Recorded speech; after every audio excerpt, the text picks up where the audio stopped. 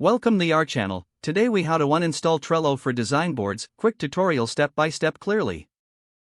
To uninstall Trello for design boards, start by closing the application if it is currently open.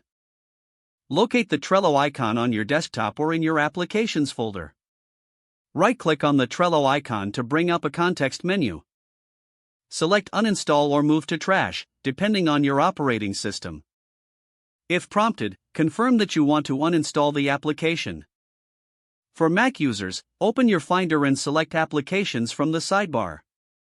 Find Trello in the Applications folder. Drag the Trello application into the trash. To ensure all associated files are removed, open the Library folder. In the Library folder, navigate to Application Support. Look for a Trello folder and drag it to the trash.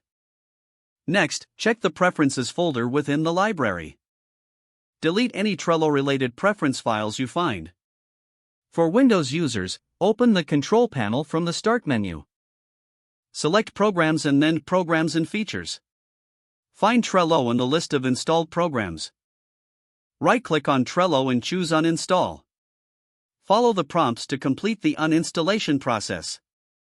To ensure a complete removal, check your computer for any leftover folders.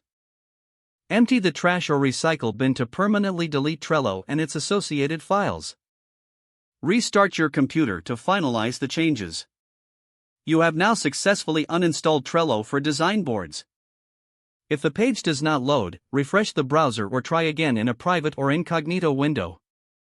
Make sure you are using the correct email address, then retype it carefully to avoid small typos. If your password is not accepted, use the reset option and create a new strong password you can remember. Check your spam folder for verification or security emails, then complete any requested confirmation steps.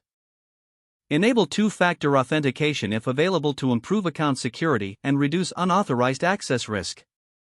After signing in, review your profile details so your contact information and settings are accurate and current. If you see an error message, note it down and try again after restarting your device and internet connection. Log out when you finish, especially on shared devices, to keep your account and payment information secure. If the page does not load, refresh the browser or try again in a private or incognito window. Don't forget to like this video and subscribe to our channel for more step-by-step tech guides.